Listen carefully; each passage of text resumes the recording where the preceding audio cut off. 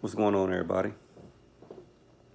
Um, I want to share with y'all not the whole conversation, but what conversation I had with someone I deal with from time to time, as far as production, um, beats and stuff. When I am into the rapping mood, and our conversation didn't start out about money and making beats. We were talking about something else, and I was giving some comparisons and stuff.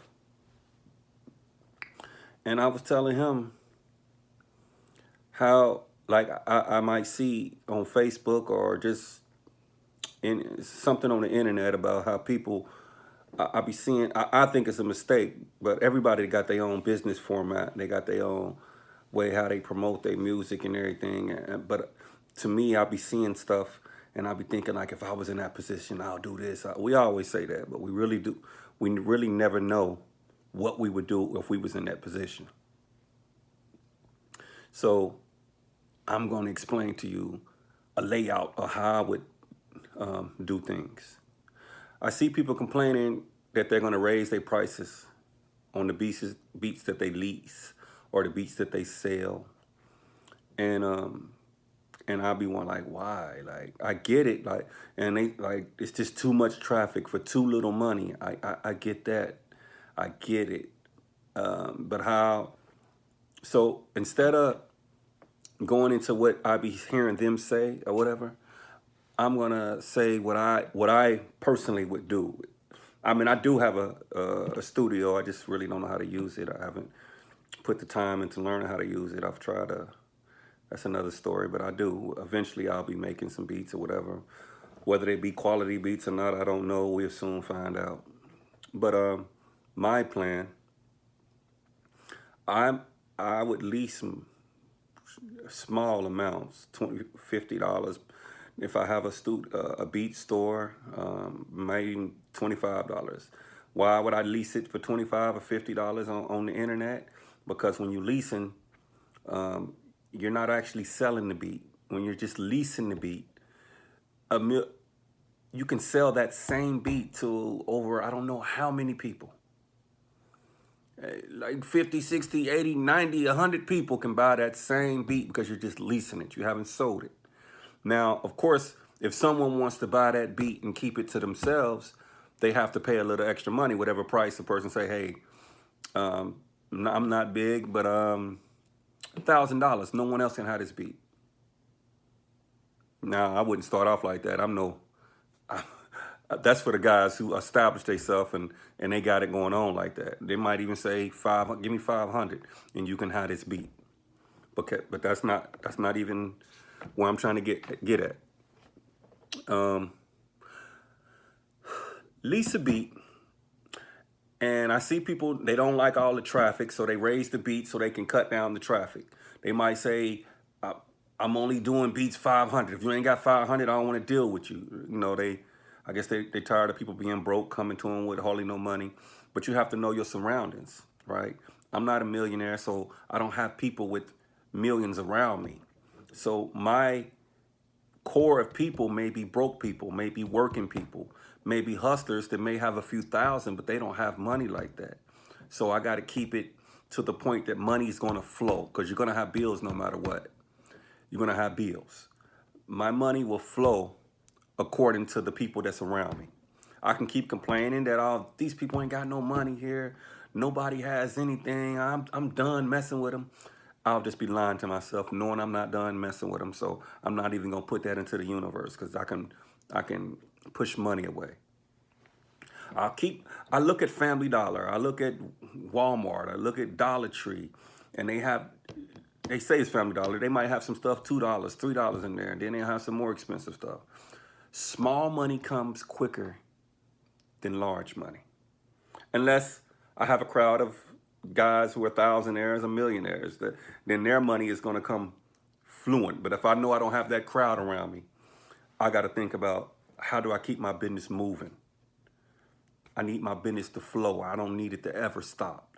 If you know you don't have the clientele far as everybody come and spend 500 like daily, at least one person spending 500 daily, you got to mess with the around $100, the $50, the leasing.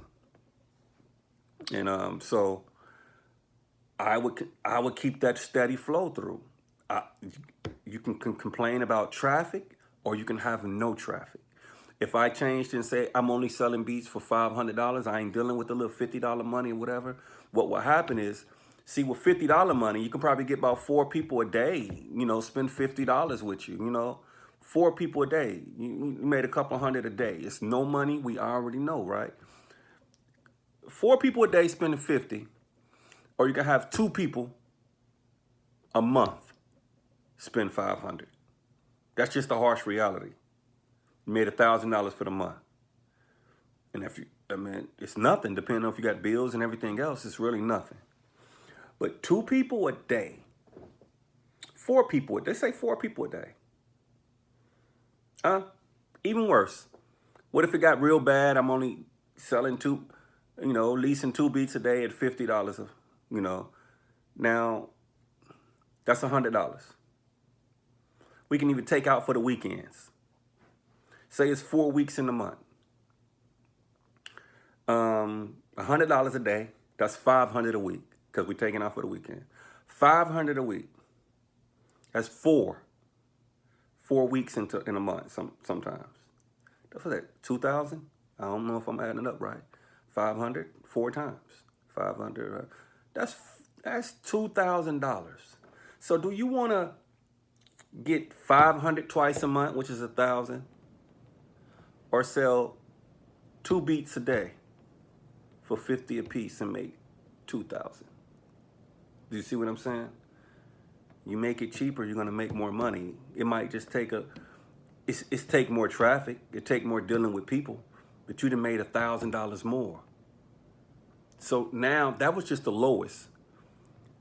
Now you're selling 4 beats a day, $50 a piece. You just leasing them. You're not selling them. And the only reason why I say leasing, because you can, depending on the type of people you deal with, if they know business, when you lease, you can, them same beats, you can sell them 1,000,000 times.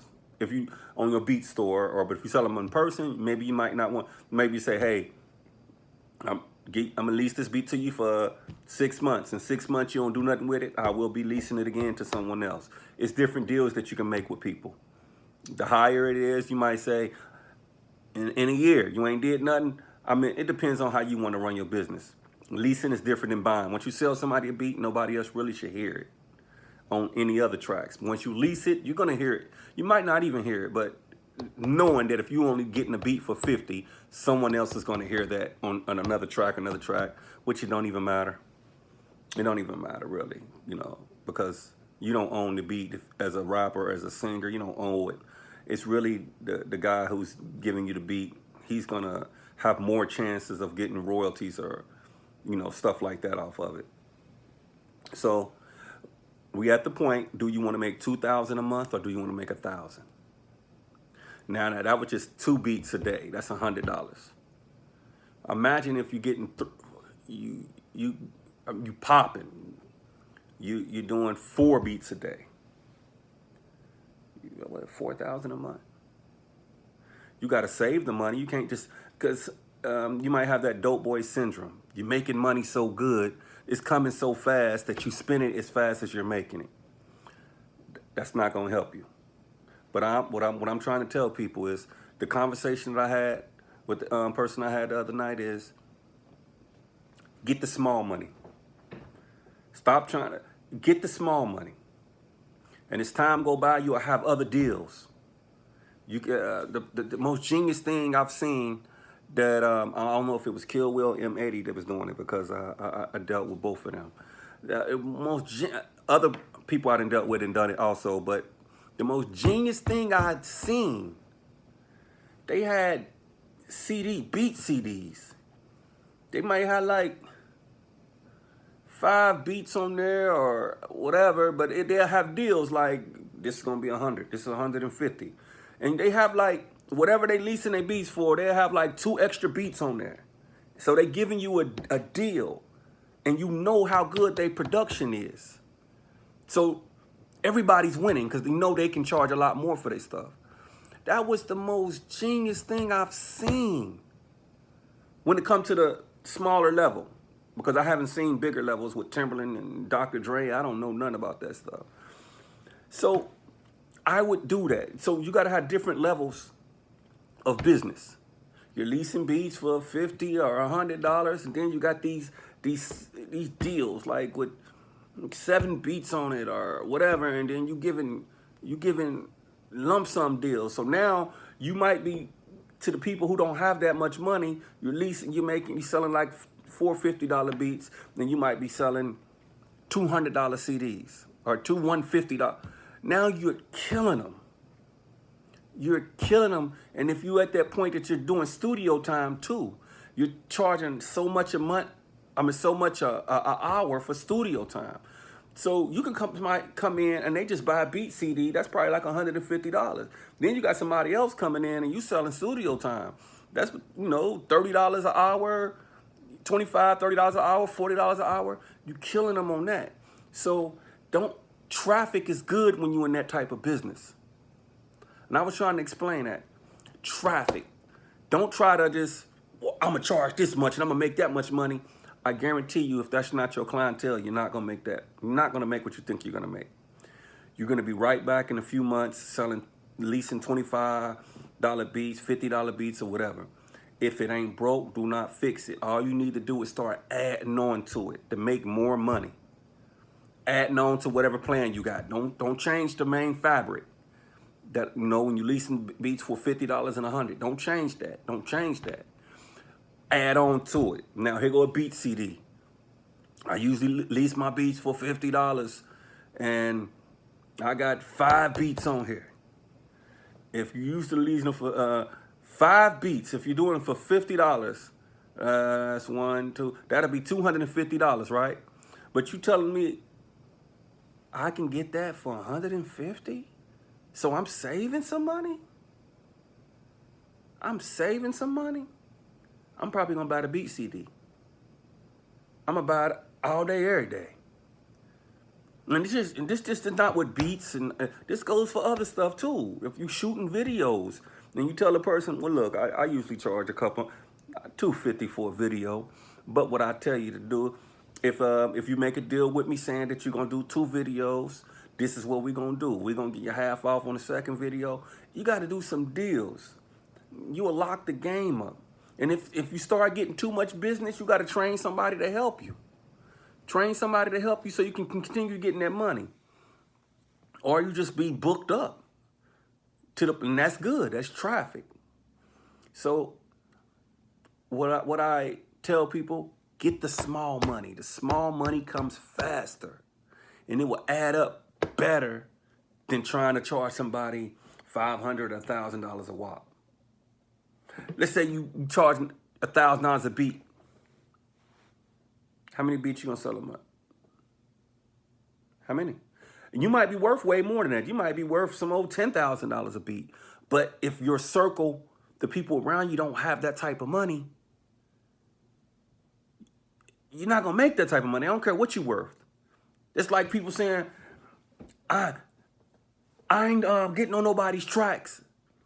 I know I'm worth such and such and such and such. And now you just sitting there because you know you're worth all this money and you don't want to get on nobody's track with them. Does that make any sense? Get on some tracks, create a buzz, and make some money. All right, I didn't went kind of quite long about that. I like talking about ways to make money, and so I thought I'd talk about the producer making beats, because that's why I was talking to a producer on the phone last night. And I mean, I'll talk about whatever y'all want me to talk about, man. My thought process is unlimited. It doesn't make a difference if I've done it before. If I studied the process, I can come up with something.